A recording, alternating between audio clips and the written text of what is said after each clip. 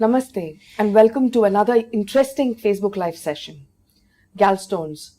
Gallstones are small solid particles that form in the gallbladder which can cause discomfort and disrupt normal digestive functions. Gallbladder disorders encompass a range of issues affecting the organ's health and functionality. It is very important to understand the complexities of gallstones and gallbladder disorders and take proactive steps to prevent their formation. We are very privileged today to have with us Dr. JKA Jameel, Senior Consultant, Surgical Gastroenterology and Minimal Access Surgery at Apollo Hospital's Greams Road, Chennai, to share his thoughts into this topic. With expertise in gallstones and gallbladder disorders, Dr. Jameel would shed light on advancements in and the treatment options available today. A very warm welcome to our Facebook Live session, Doctor. Thank you for having me. Let's start with the most common question, Doctor. What are the symptoms of gallstones? There are a wide variety of symptoms that patients who develop gallstones get. The most common symptom is pain in the abdomen. It's a pain that is typically in the upper part of the abdomen, more often on the right side. It's a pain that can travel to the back, sometimes to the right shoulder. And it is also described as a pain that gets often worse after a fatty meal. So that's the most common symptom. But then there can be other symptoms too, like a feeling of gas bloat, some nausea, and rarely patients can also have jaundice. Now, if I have to clarify this in a bit more detail, what I can do is divide it into symptoms that patients get when the gallstone is within the gallbladder and symptoms that patients get when the gallstone has come out of the gallbladder and slipped into the bile duct. When they are in the gallbladder, they can have pain, as I said, gas bloat and some nausea and so on. And if the gallbladder gets infected, they can even get fever. But if they come out of the gallbladder and enter the bile duct, they can block the bile duct and they can cause jaundice. We call it as obstructive jaundice because it's obstruction to the bile. Sometimes they can even block the junction of the bile duct and the pancreatic duct, and they get a condition called pancreatitis, which is an extremely painful condition. So that's in a nutshell about what gallstones can do. And of course, there's also a group of patients who have gallstones but don't have any symptoms. So we put them in a separate category called asymptomatic gallstones. So what are the risk factors, doctor, that increase the likelihood of developing gallstones? To understand this, we need to have an understanding of what bile is. So bile is a liquid. It has many things in it, amongst which there is bile salts, bile pigments, and cholesterol. Now, bile salts and cholesterol have to remain in a specific ratio for the bile to be in liquid state, and bile pigment also has to be in a particular percentage. When the ratio is altered, or when there's an increased amount of bile pigment in the bile, the bile which is supposed to be in a liquid state solidifies and can turn into gallstones. Now, any condition that makes the bile turn from the liquid state, the normal liquid state, to a kind of a solidified state, making it to form gravel or stones, is considered as a risk factor. So if there's increased amount of cholesterol, fat in the bile, gallstones can develop. So that's a risk factor, high cholesterol. If there is an increased amount of bile salts, which can happen in certain medical conditions, gallstones can occur. If there's an increased amount of bile pigments, which can happen in certain conditions, particularly the conditions which involve too much of hemolysis, as in breakdown of blood cells, gallstones can develop. And the other risk factors are related to the amount of functioning or the contraction that the gallbladder does. If it is not contracting adequately, the bile tends to remain static within the gallbladder for a long period of time. and that can cause gallstones too. So there's a long list of things that can be said, but to summarize, it is about the ratio of the bile salts and the cholesterol. It is about the percentage of bile pigment and the ability of the gallbladder to contract and dilate, which in turn determines the amount of bile stasis within the gallbladder that causes gallstones. Doctor, are there any genetic factors that play a role in the development of gallstones? Nothing has been proven without doubt at this point in time, but there are reports to suggest that genes may have a role to play in gallstone development. Doctor, what are the treatment options available for treating gallstones? Yeah, so the treatment for patients with symptomatic gallstones depends on whether the gallstones are present only in the gallbladder or whether they are present in the gallbladder and in the bile duct. So that's the broad categorization. If they are present only in the gallbladder, the treatment of choice, the one that is recognized worldwide and that has been proven beyond doubt to be the best and the permanent solution for these kind of problems, is a laparoscopic cholecystectomy, which basically means a keyhole operation to have the entire gallbladder removed. If the gallstone is present in the gallbladder and in the bile duct, so the treatment becomes a two-step approach. It is not just doing the laparoscopic cholecystectomy and forgetting about it, because we now have to deal with two problems. One is a problem within the gallbladder, the other is a problem in the bile duct. So the two-step approach goes like this. Patient first has an endoscopic treatment. We call it as ERCP, endoscopic retrograde cholangiopancreaticogram. That's the expansion for it. So the tube is passed through the mouth. The tube goes all the way down to the duodenum, which is a tube, which is a part of the intestine next to the stomach, and through the duodenum, the bile duct is accessed, and the stone in the bile duct is removed. So the bile duct needs to be cleared. It needs to be free of stones first. So that's the priority. That needs to be done first. Once the bile duct is cleared, the gallbladder with the stones needs to be addressed, and that's a laparoscopic cholecystectomy. So for the first category of patients, it is just laparoscopic cholecystectomy. For the second category of patients, it's ERCP followed by laparoscopic cholecystectomy. You mentioned about laparoscopic cholecystectomy, doctor. Yeah. Could you tell us a bit more about it? Could you elaborate about it in terms of what happens during the procedure? When is it advised for patients, and how many days would the patient have to stay at the hospital? And is it can be done as a day care procedure? Could you please elaborate? Yeah, sure.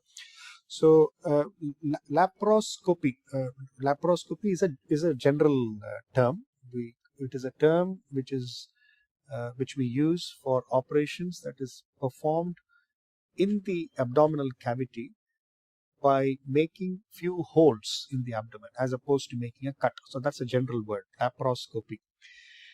Cholecystectomy is the word for removal of the gallbladder. So laparoscopic cholecystectomy essentially means an operation wherein we remove the gallbladder by making a few holes in the abdomen. It's a very common procedure, very common procedure, and it's a standardized procedure. We perform by making 4 holes in the abdomen, the upper part of the abdomen. It is done under general anesthetic, but it's usually a very short procedure. So a short general anesthetic and a short operation most of the time. Of course, if the gallbladder is terribly inflamed and if it's stuck inside, it might take longer. But by and large, most of these procedures are done within an hour. The idea is to go in and remove the gallbladder in its entirety, along with all the stones. Patients often ask, doctor, can you just remove the stones and leave the gallbladder intact? That's not an option. It is not the right thing to do because the gallbladder itself is diseased in these kind of patients, and it has to be removed in its entirety. It's a very well tolerated operation. Most of the time, patients who have these kind of laparoscopic cholecystectomies, simple and straightforward laparoscopic cholecystectomies, are out of their beds and are able to go to the toilet unassisted, are able to have a normal diet within 6 to 8 hours after they have the operation. And most of the time, these patients are even ready for discharge within about 10 hours after the operation. So that brings me to the next question that you asked: can they be done as a daycare procedure? Yes, certainly they can. So if they are young patients, if they are reasonably fit and healthy, we bring them in to the hospital at 6 in the morning, 7 in the morning, after an overnight fast, and we get them done in the first half of the day, and they're back home by 6 or 7 in the evening, and they sleep in their own beds. They don't need a hospital bed. So that's how simple this operation is performed. And when can they resume normal activities, doctor? Straight away. I mean, if the job doesn't involve any heavy lifting, or if it is not the kind of a job that that requires them to put too much of pressure in their tummy muscles, I generally tell them, get back to your normal activities within a few days. So if it is a desk job, and if the person needs to be back on his office table sitting in front of a computer and doing his job on a Monday, he can have his operation on a Friday and still be able to go to work on Monday. So, that's great. Yeah. And a most frequently asked question: yeah. Can gallstones be managed without surgery?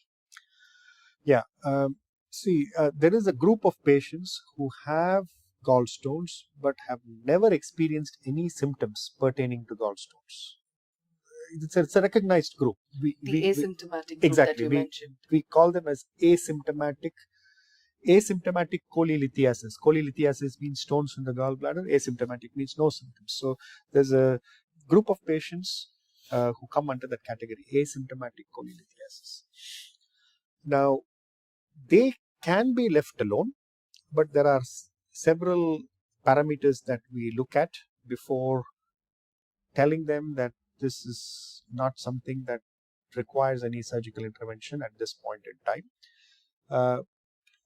What we say is we have to adopt a wait and watch policy in those kind of patients, because you never know when they will get symptoms. So it is not just about saying, you don't have any symptoms, therefore forget about it completely.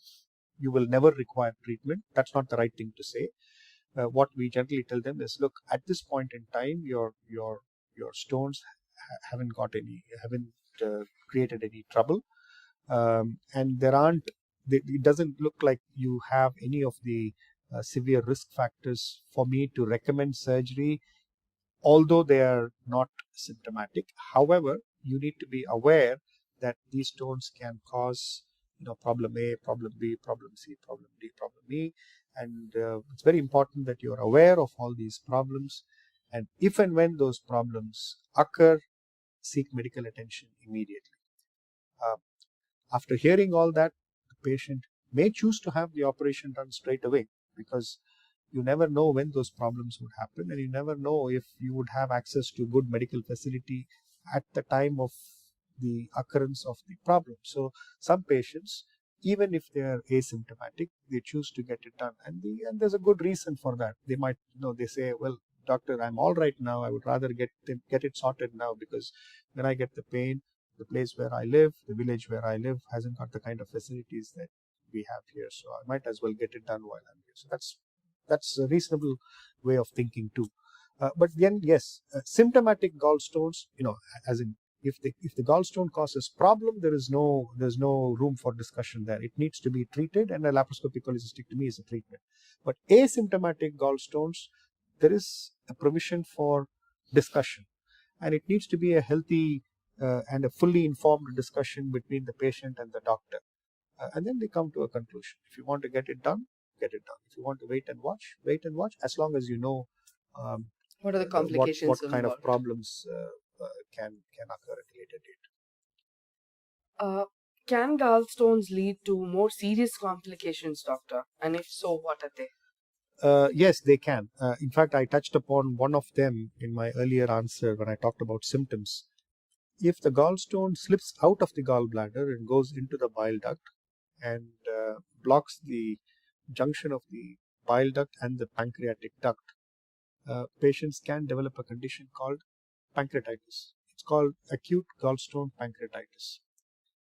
It is a serious condition. There's no doubt about it.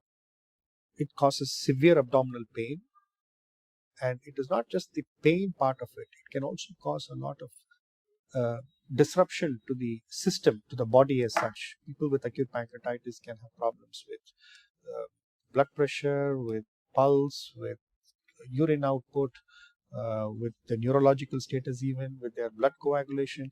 It can affect big time. Again, it's very difficult for me to go into the details of all of it in a session like this, but acute pancreatitis, sufficient it is to say, is a condition which has a wide spectrum of presentation. It can be anywhere from just causing a bit of pain and then recovering within a few days to causing multi-organ failure and death. So that's how big a spectrum it can present with. So we don't know, which part in that we will fall in when we develop that complication of gallstone, which is stone migrating from the gallbladder into the bile duct. If it is a mild attack, fair enough, it will get better and you will have your gallbladder taken out at a later date. What if it is a severe attack? We are putting ourselves into a situation where we're going to be in the hospital for days, if not weeks. So that's a very serious complication that needs to be borne in mind when you're dealing with gallbladder problems. Number one. Number two, there's something called gallbladder cancer. Just like people get cancer in the stomach, cancer in the colon, cancer in the rectum. People can get cancers in the gallbladder too. One of the risk factors for gallbladder cancers is gallbladder stones. Not to suggest that everybody who has gallbladder stones will progress on to developing cancer, but then a risk factor is something that, if present, puts yourself at an increased predisposition of developing that particular disease. Risk factor should not be understood as cause. It's a bit like smoking and lung cancer. Smoking is a risk factor for lung cancer. That doesn't mean that every smoker is going to develop lung cancer for sure. No, it doesn't work that way. Cause, effect is different from risk factor and disease. And doctor, what is the connection between gallbladder stones and certain medical conditions like diabetes or maybe a heart problem? Certainly gallbladder stones and medical conditions like high cholesterol, high triglycerides have got a big connection because as I mentioned at the beginning, one of the ingredients of bile is cholesterol. So when there's too much of cholesterol in the blood, and if there's too much of cholesterol floating around in the bile, it puts you at an increased risk of development of cholesterol stones. Diabetic patients have also got an increased predisposition for high cholesterol, high triglycerides, and so that can indirectly increase the chances of gallbladder stones. Certain medical conditions which make the gallbladder contraction go less and make the bile remain more stagnant can increase the chances of development of gallbladder stones. There are so many medical conditions like that. I can give you just a couple of examples. Say if somebody has had a bariatric surgery, a weight loss surgery, for example. One of the reasons why gallbladder contracts is hormone production from the upper part of the digestive system in response to food. And when food bypasses a particular part of the digestive system and goes straight into the intestines, that hormone production becomes less. And because that becomes less, the gallbladder contraction becomes less. And therefore, there's more stasis, and so people develop stones. So, and there's also another condition called gallbladder dyskinesia, which means inherently the contractile power of the gallbladder is less. So when the contraction is less, stasis is more and stones develop. And that can happen in a wide variety of medical conditions. Doctor, we'll take some questions from our viewers. Right. Can gallbladder stones be cleared by drinking more water like we do for kidney stones? Yeah, I think that's a very good question. This is a question that is asked by patients when they come to see doctors, people like me, either surgeons or medical gastroenterologists. Short answer, no. Kidney stones, gallstones are two completely different conditions. They are both stones, but then they have different characteristics, and obviously they are in different organs. Kidney is a different organ from the gallbladder. See, kidney stones, there is some benefit in drinking plenty of water, because if their stones are really, really tiny, by increasing the amount of water intake, by increasing the production of urine from the kidney, there is a possibility that the stones could be flushed out. But gallstones don't work that way. Number one, drinking water doesn't directly translate into production of excess bile. Remember, there's no water flowing in that bile system. It's all bile. There's no water. Now, none of what you're drinking or eating is actually flowing in that system where stones are present. So, so that by drinking plenty of water, you're not going to push anything down, number one. And number two, even if it was a hypothetical situation where you have managed to push everything down, where are you pushing it into? You're pushing it into the bile duct. So gallstones coming out or getting pushed out into the bile duct, it's not going to solve the problem. It's going to make the problem even worse, because the bile duct has got a sphincter right at the bottom of it. We call it a sphincter of Oddi. And these stones, if they, let's assume the hypothetical situation, we have fragmented all these stones with some special technique, and we have made them into tiny, tiny, tiny particles, and we're drinking plenty of whatever and getting them to flush down the bile duct. They're all going to go down and get stuck at the ampulla of Vater, or the sphincter of Oddi, which is the outlet of that bile duct, and they're going to sit there causing more problems, because they're going to block the bile, cause jaundice, and as I said before, they can block the pancreatic duct and cause pancreatitis. So that's not going to happen. Medically speaking, that kind of a probability, that kind of a sequence of events doesn't ever happen with drinking plenty of water. Hi, doctor. I am a vegetarian and I still had to suffer from gallbladder stones. How is it possible? It is still possible. I mean, first of all, thinking that you will not develop gallbladder stones because you are a vegetarian is not correct. Scientifically speaking, gallstones can occur in any individual, whether they are vegetarians or mixed, or someone who takes a mixed diet. Even if you are a vegetarian, if you take a lot of fatty foods, high cholesterol and high triglycerides in the body, can predispose you to developing cholesterol stones, and you can get gallstone related problems. We'll take one final question, doctor. Now that I don't have a gallbladder, should I completely avoid heavy meal?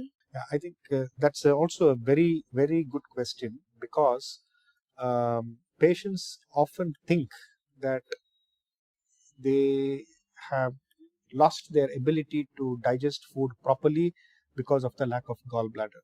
Far from true. Let me explain to you. Gallbladder is only a storage organ. Bile is secreted by the liver.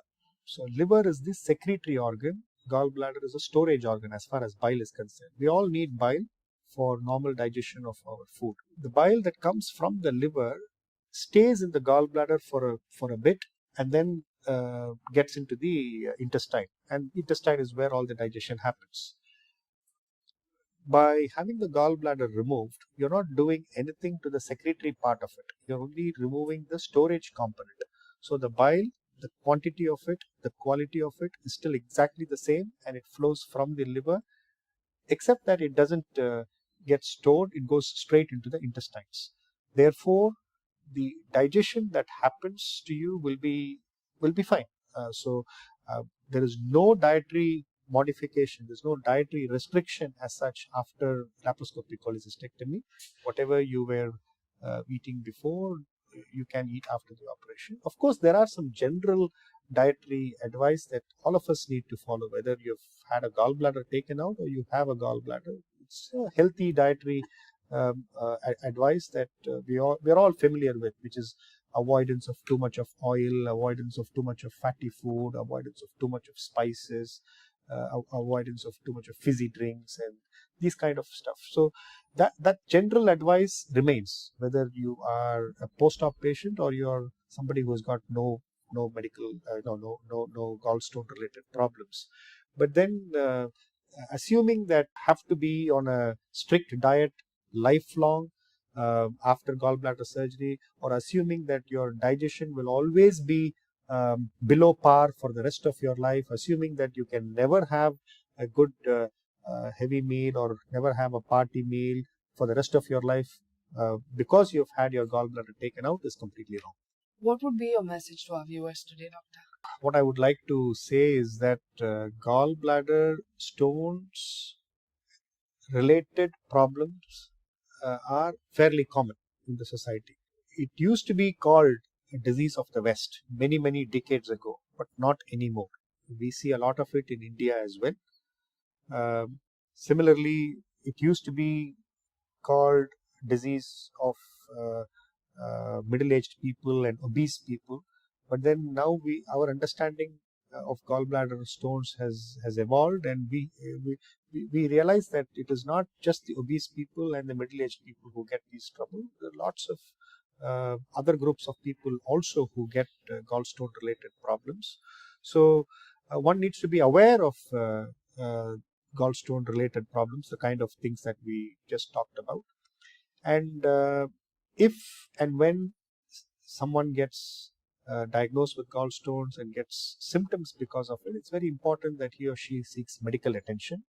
The treatment for symptomatic gallstone is only a laparoscopic cholecystectomy. There's no second thought about it. But if it is asymptomatic, there is a role for waiting and watching, but that needs to be done after a careful, frank, and an honest, informed discussion between the doctor and the patient. Lastly, having the gallbladder removed because of such illnesses does not incapacitate you in any way and does not affect your short-term or long-term health. Thank you very much, Doctor. That was a very detailed and very informative session on understanding all we needed to know about gallbladder disorders, which affects other organs as well and leading to complications. Thank you so much for the session.